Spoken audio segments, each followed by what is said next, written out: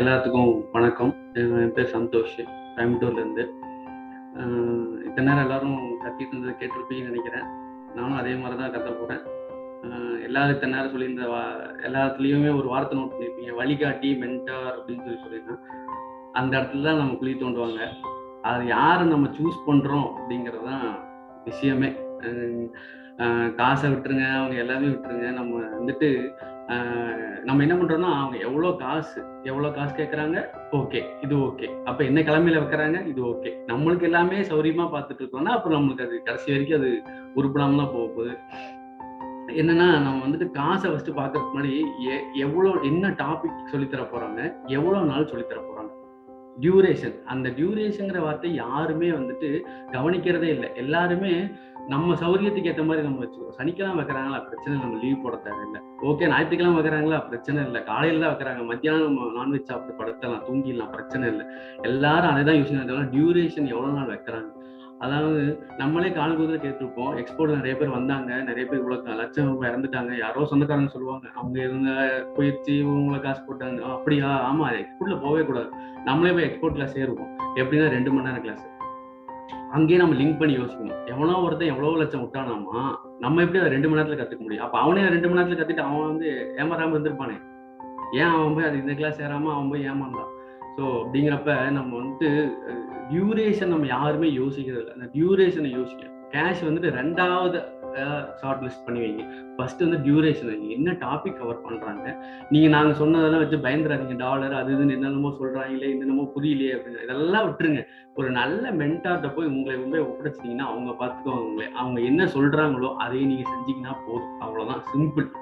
நீங்க வந்து நல்ல மென்டாரை கண்டுபிடிக்கிறதுல நீங்க மெனக்கெடுங்க. நீங்க வந்துட்டு நான் வந்து அதை கத்துக்கிறதுக்கு முன்னாடி நான் ஆன்லைன்ல போய் நீங்க பாருங்க, எல்லாமே பாருங்க, தப்பு இல்லை. பட் நல்ல மென்டாரை கண்டுபிடிங்க. அது அந்த பாயிண்ட்டை நீங்க சாட்டிஸ்ஃபை பண்ணிட்டீங்கன்னாவே, உங்களுக்கு கொண்டு போய் அவங்கள்ட்ட ஒப்படைச்சிட்டீங்கன்னா, எப்பா எனக்கு இதுதான் பிரச்சனை, எனக்கு இவ்வளவு கடன் இருக்கு, நான் இதை கத்துக்கணும், நான் அதை வெளியில வரணும் அப்படின்னு சொல்லி விட்டீங்கன்னா அவங்க பார்த்துக்குவாங்க உங்களே.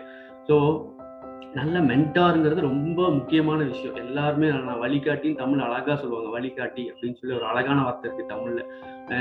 நீங்க 10th 12th நம்ம கைடுன்னு சொல்லி வழிகாட்டின்னு ஒன்று வச்சிருப்பாங்கல்ல, அந்த மாதிரிதான். நீங்க வாழ்க்கையில ஒரு வழிகாட்டி அப்படிங்கிறத மனசுல வச்சுக்கோங்க. என்ன டியூரேஷன் சொல்லி தராங்க, என்ன சொல்லி தராங்க, என்ன டாபிக்ஸ் எல்லாம் கவர் பண்றாங்க அப்படிங்கறதெல்லாம் மெயினா ரொம்ப வந்து கீனா நோட் பண்ணுங்க. அதெல்லாம் தான் நீங்க யோசிக்க வேண்டிய விஷயம். அதெல்லாம் நோட் பண்ணிட்டு நீங்க அதுக்கப்புறம் நீங்க அதுல சேரலாமா வேண்டாமா, என்ன அமௌண்ட் அப்படிங்கிறத பாருங்க. நம்ம எடுத்தோடனே என்ன பண்ணிடுறோம், ஓகே 100 ரூபா, ஓகே பிரச்சனை இல்லப்பா, இப்ப சார் சொன்ன மாதிரி ஒரு நாள் பண்ற செலவு இது அதையுமே சொல்லி அவங்க மார்க்கெட் பண்ணுவாங்க. நீங்க ஒரு நாள் டீ குடிக்கிற செலவு நீங்க லட்சாதிபதி ஆயிடலாம், கோடீஸ்வரன் ஆயிடலாம் அப்படின்னு சொல்லிட்டு. அவ டீ குடிக்கிற கடையில எல்லாருமே எத்தனை பேர் இருக்கிறாங்க, எல்லாருமே லட்சாதிபதி ஆயிடலாமே டீ குடிக்கிற செலவு, ஏன் ஆகிறது இல்லை?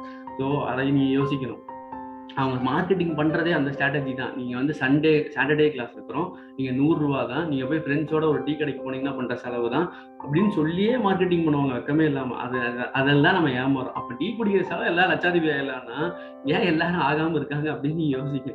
ஏன்னா நீங்க டீ குடிச்ச செலவுல எல்லாரும் பண்ணிடலாம் அப்படின்னா யாருதான் ஏழையா இருக்கணும், யார் எதுக்கு வந்துட்டு lower class, middle class, upper middle கிளாஸ்னு வந்து பிரிச்சு வச்சிருக்காங்க. எல்லாருமே அதுக்காக போராடிட்டு இருக்கோம். ஸோ அது அந்த யாருமே நம்மளுக்காக யோசிக்க போறதே கிடையாது, டெஃபினட்டா கிடையாது. நம்ம வந்து நம்மளுக்காக நம்ம மட்டும்தான் யோசிக்கணும். நல்ல மென்டார் நீங்க பிடிச்சாதான் நீங்க வந்துட்டு உங்களை நீங்களே குரூம் பண்ணிக்க முடியும். அதாவது நீங்க நல்ல மென்டாரை பிடிக்கல அப்படின்னா நீங்க காசு இழப்பீங்க, டைம் இழப்பீங்க.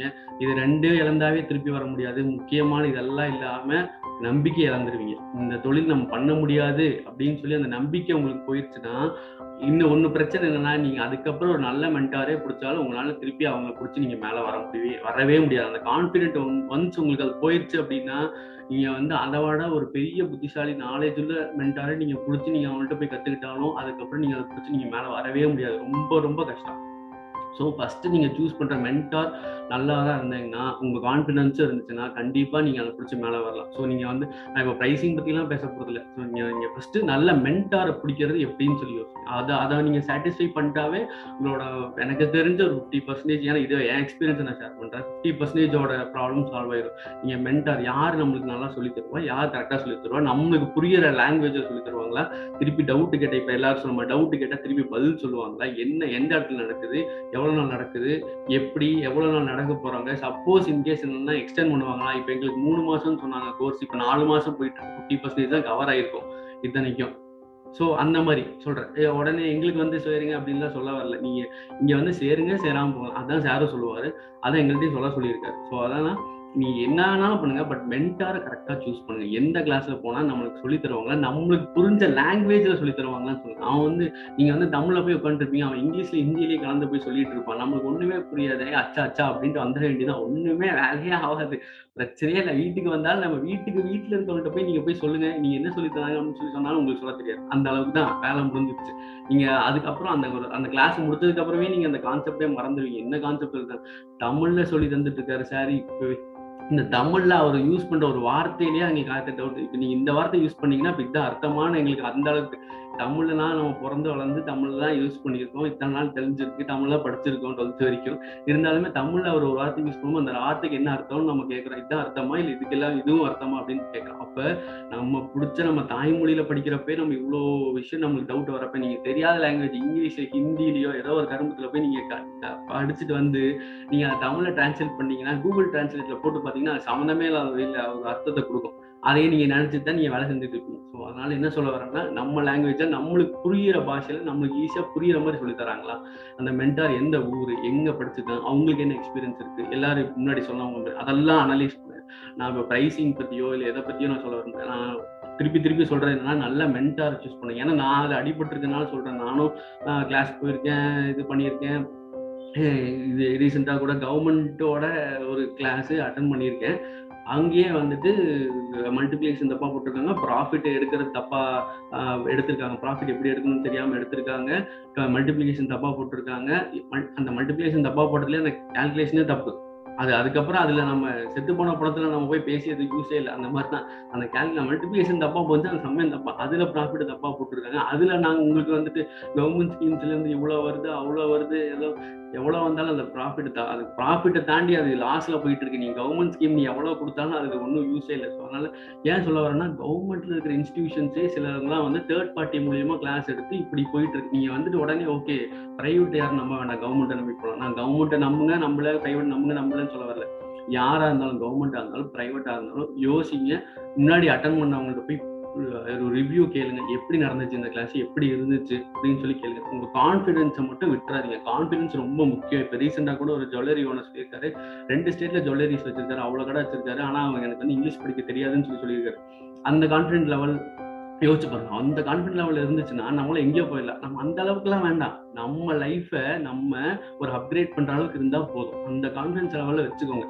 இன்னொன்று, நம்ம அப்பா அம்மா செஞ்ச கடனோ இல்லை நம்ம வச்சுக்க கடனோ முடிச்சுட்டு நம்ம பிடிச்ச மாதிரி ஒரு கடையில போய் ஒரு சின்ன பொருள், இந்த பொருள் நமக்கு பிடிச்சிருக்குப்பா, ரேட் நம்ம பார்க்காம வாங்கி சாப்பிட்ற அளவுக்கு ஒரு லைஃப் ஸ்டைல் இருந்துச்சுன்னா அதுவே ஒரு பிளஸிங் தான். ஸோ அந்த அளவுக்கு உங்களோட லைஃப் ஸ்டைலை இன்க்ரீஸ் பண்ணுவீங்க. ஒரு கடைக்கு போகிறோம், நம்ம வீட்டில் இருக்கவங்களோ இல்லை நம்மளுக்கே ஒரு பொருள் பிடிச்சிருக்கு, நம்ம எடுத்தோடனே ஃபர்ஸ்ட் நான் ரேட்டை பார்ப்போம். ரேட்டை பார்த்துட்டு இது வேண்டாம், நம்மளுக்கு தேவையில்லாத செலவு அப்படின்னு சொல்லி யோசிப்போம். அந்த லெவலுக்கு ஒரு லைஃப்பை நீங்கள் அப்கிரேட் பண்ணிட்டீங்கன்னாவே போதும். நீங்கள் வந்து நான் சொன்ன மாதிரி நீங்கள் ஜுவல்லரி ஓனர் அந்த லெவலுக்குலாம் கூட யோசிக்க வேண்டாம். உங்கள் லைஃப்பை நீங்கள் ஒரு அடுத்த ஸ்டேஜ்க்கு அப்கிரேட் பண்ணிங்கனாவே போதும். உங்கள் புள்ள பசங்களுக்கோ யாருக்கோ தேவையான பொருளை நீங்கள் வாங்கி கொடுக்குற அளவுக்கு வளர்ந்துக்கிட்டீங்கன்னாவே போதும். ஸோ அந்த அளவுக்கு கான்ஃபிடென்ட் வருதுன்னா அந்த அளவுக்கு நீங்கள் பிஸ்னஸில் ஊறி இருக்கணும். அந்த அளவுக்கு பிஸ்னஸ் உங்களுக்கு தெரியுது, நான் கான்ஃபிடென்ட்டாக இந்த பிஸ்னஸில் சஸ்டெயின் ஆவேன் அப்படின்னு சொல்லி அந்த அளவுக்கு உங்க கான்ஃபிடன்ஸ் வருதுன்னா நீங்க பிசினஸ் கரெக்டா கத்துக்கணும். அந்த பிசினஸ் நல்லா கத்துக்கிட்டு அதுக்கப்புறம் உள்ள வந்து எக்ஸ்பீரியன்ஸ் ஆகணும், அது வேற விஷயம். பட் உள்ள வரப்ப நீங்க அடி வாங்குற அடி வந்துட்டு நீங்க அதை ஏத்துக்கக்கூட அடியா இருக்கும். அது அப்பதான். ஏன்னா நான் இவ்வளவு தூரம் மென்டாருங்கிறதுனா இதே மாதிரி ஒரு தப்பான மென்டாரை செலக்ட் பண்ணி தான் நான் ஃபர்ஸ்ட் பிசினஸ்ல 4.5 lakhs இழந்தேன். 4.5 lakhsங்கிறது எனக்கு பெரிய அமௌண்ட். அப்ப இப்ப வந்து நான் இழந்து 7 years ஆச்சு. 7 yearsல நான் இப்பதான் திருப்பி நான் மீண்டு வந்திருக்க முடியுது என்னால கொஞ்சமா. ஸோ அப்ப ஒரு 4.5 lakhs நான் இழந்து நான் 7 வருஷம் ஆயிருக்கு. 7 வருஷம். அந்த 7 வருஷத்துல எனக்கு மேரேஜ் ஆயிடுச்சு, நிறைய கமிட்மெண்ட்ஸ் வந்திருக்கு. இதெல்லாம் தாண்டி நான் அடுத்த ஸ்டேஜுக்கு நான் வரணும்னு நினைச்சுக்கிட்டே இருக்கேன். ஸோ அப்ப ஒரு 4.5 lakhsல நம்ம இவ்வளவு பிரச்சனை நடக்குது அப்படிங்கிறப்ப, எக்ஸ்போர்ட்டுங்கிறப்ப அசால்ட்டா 10, 20, 25 lakhs எல்லாம் ஈஸியா லாஸ் ஆகுது. ஸோ அப்ப நம்ம எவ்வளவு பெரிய மென்டார் சூஸ் பண்ணணும்னு நினைச்சுக்கோங்க. மென்டார் வழிகாட்டி நம்ம வந்து எவ்வளோ நாலேஜபிளா இருக்க வழிகாட்டியை சூஸ் பண்றீங்களோ அவ்வளவு தூரம் நீங்க தப்பிச்சிட்டீங்கன்னு அர்த்தம். ஃபர்ஸ்ட் லாஸ்ல இருந்து தப்பிச்சிட்டீங்க. நீங்க கெயின் எல்லாம் விடுங்க, நீங்க சம்பாதிக்கிறதெல்லாம் ரெண்டாவது. ஃபர்ஸ்ட் நீங்க லாஸ் ஆகாம இருக்கணும்.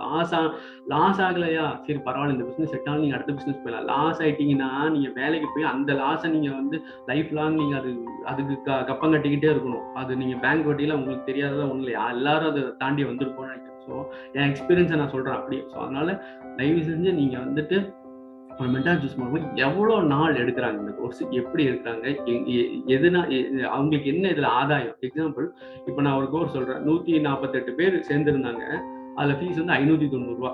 அது ஒரு 2 மணி நேரம் தான் நடந்துச்சு. கரெக்டா நான் டைம் ஒரு மணி நேரம் 58 நிமிஷம். அது வந்துட்டு 87,000 ரூபாய் வருது.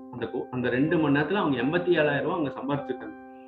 87,000ங்கிறது நான் ஐடி பீப்புள்ஸ்க்கு அது மாச சம்பளம். அதோட பாதி கூட சில பேருக்கு வராது. மாச சம்பளம். அவன் வந்துட்டு ஒரு நாள்ல 2 மணி நேரத்துல, அதுவும் செலவே இல்லாம ஆன்லைன்ல அவன் எடுத்துருக்கான். அவன் வந்து ஹோட்டல் பிடிக்கல, நீங்க உங்களுக்கு சாப்பாடு வாங்கி கொடுக்கல, டீ கொடுக்கல, பிஸ்கட் கொடுக்கல, ஒண்ணுமே கொடுக்கல.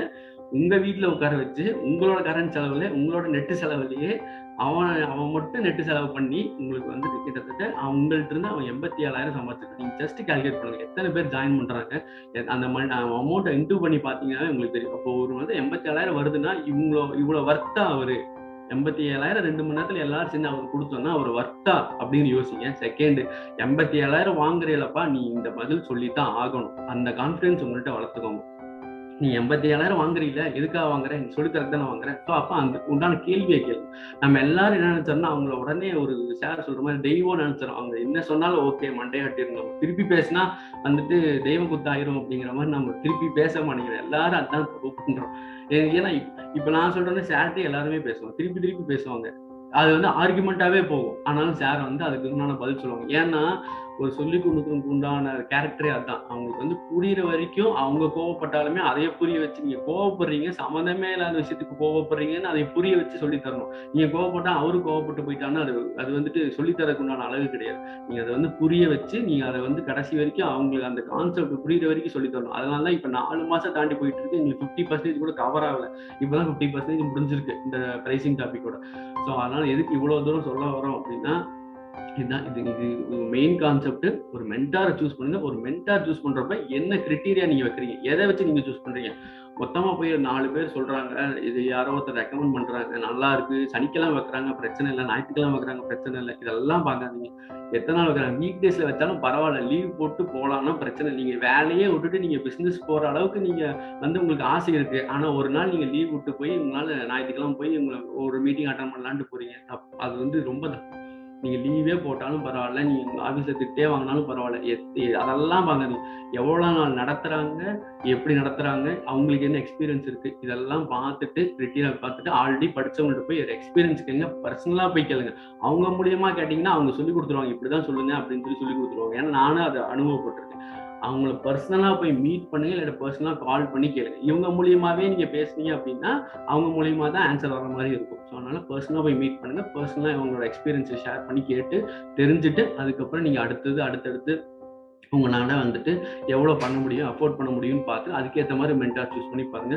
நீங்க வந்து பிசினஸ்ல ஒவ்வொரு விஷயம் கத்துக்க முடியும். நீங்க வந்தோடனே எல்லாரும் அவங்க என்ன சொல்லுவாங்கன்னா, ஒரே சம்பளம் வந்துட்டு 3 லட்சம், ஒரே இதில் வந்து 3.5 லட்சம் ப்ராஃபிட் எல்லாம் வரும். ஆனா எப்படி வரும்னா, அவனுக்கு வந்துடும் ப்ராஃபிட், கிளையண்ட்டுக்கு போயிடும் ப்ராஃபிட், உங்களுக்கு வராது. அந்த ப்ராஃபிட் வந்து உங்களுக்கு வராது, கிளையண்ட்டுக்கு தான் அந்த ப்ராஃபிட், உங்களுக்கு அந்த ப்ராஃபிட் கிடையாது, உங்களுக்கு அது வந்துட்டு லாஸ்.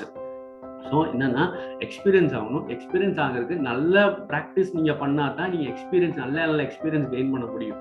கெட்ட எக்ஸ்பீரியன்ஸா இருந்தாலும் நம்ம பேரபிள், அதாவது நம்மளுக்கு தாங்கக்கூடிய எக்ஸ்பீரியன்ஸா இருக்கணும். ஸோ அதனால நல்லா கத்துக்கிட்டு நீங்க இந்த ஃபீல்டுக்குள்ள வந்தீங்கன்னா தான் நீங்க சஸ்டெயினாக ஆக முடியும். இந்த இப்ப இருக்கிற பிசினஸ்லாம் பழைய காலத்து பிசினஸ் மாதிரி இல்லை. ஆரம்பிச்சாங்க, ஒரு வருஷத்துல எவ்வளவு பெரிய ஆயிட்டாங்க. சஸ்டெயின் ஆகிறதே இப்பெல்லாம் ரொம்ப பெரிய விஷயமா இருக்கு. நீங்க இந்த ஃபீல்ட்ல சஸ்டெயின் ஆகிறதே ரொம்ப பெரிய விஷயம். ஸோ அப்படிங்கிறப்ப நீங்க நல்லா பிசினஸை கத்துக்கிட்டு உள்ளவாங்க. ஸோ அதனால தான் ப்ரைசிங் அப்படிங்கிறது ரொம்ப முக்கியமான டாபிக். நீ இப்படி அப்படிங்கிற ஏமாந்தா, நாங்க திருப்பி எல்லாரும் சொல்றது, ஒரு டெசிமல் ஏமாந்தாவே 13 லட்சம் ரூபாய் ஒருத்தங்க லாஸ் ஆயிடும். ஸோ அதனால எவ்வளவு கிளீனா இருக்கணும் அப்படிங்கிறது இதெல்லாம் ஒரு எக்ஸாம்பிள் நாங்க சொல்றோம். நாங்க சொல்றது சும்மா வந்து சொல்றாங்கன்னு நினைச்சிட்டு இருக்காங்கன்னா, சனிக்கிழமை, ஞாயிற்றுக்கிழமை, மண்டே வரைக்கும் ஷெட்யூல் பண்ணி வச்சிருக்காங்க. அவ்வளவு தூரம் எல்லாரும் மெனக்கெட்டு அவங்க டைம் ஸ்பெண்ட் பண்ணி வந்து சொல்லிட்டு இருக்காங்க. இப்ப 12 பேர் இந்த கிளாஸ்ல உட்காந்துருக்கோம் அப்படின்னா, சனிக்கிழமை இவங்க எல்லாரும், சில பேர் ஐடில வேலை பார்க்குறாங்க, சனி நேரம் மட்டும்தான் ஃப்ரீயா அவங்களோட வேலையை எல்லாமே விட்டுட்டு வந்து இவங்க சொல்லிட்டு இருக்கோம் அப்படின்னா, இது வந்துட்டு நாங்க நாங்கள் அவ்வளோ வேல்யூ பண்ணுறோம் அப்படிங்கிறத நீங்கள் புரிஞ்சுக்கணும். அதுக்காக தான் நாங்கள் இவ்வளோ தூரம் கஷ்டப்பட்டு சொல்லிட்டு இருக்கோம். சும்மா சனி ஞாயிறு வந்து எல்லாரும் டைம் ஸ்பெண்ட் பண்ணி சொல்லுவாங்க அப்படின்னு கிடையாது. அவ்வளோ தூரம் நாங்கள் டைம் ஸ்பெண்ட் பண்ணி உங்கள்கிட்ட சொல்லிட்டு இருக்கோம். அதை நீங்கள் புரிஞ்சுக்கணும் அப்படின்னு சொல்லி நான் நினைக்கிறேன். ஸோ மென்டாக கரெக்டாக சூஸ் பண்ணுங்க. கரெக்டாக சூஸ் பண்ணுறதுக்குள்ள கிரிட்டீரியா நீங்கள் அதுக்கு அவருக்கு என்ன தகுதி இருக்குது அப்படிங்கிறத நீங்கள் நல்லா சூஸ் பண்ணிக்கோங்க. தயவு செஞ்சு ஏமாற வேண்டாம், யார்ட்டையுமே ஏமாற வேண்டாம். உங்கள் படிப்பு, திறமை, அதெல்லாம் நாலேஜ் அதெல்லாம் யோசிச்சுட்டு உங்களால் பண்ண முடியுமான்னு யோசிச்சுட்டு அதெல்லாம் முடிவு பண்ணிட்டு அதுக்கப்புறம் நல்ல மென்டார் சூஸ் பண்ணி வாங்க. ரொம்ப நன்றி.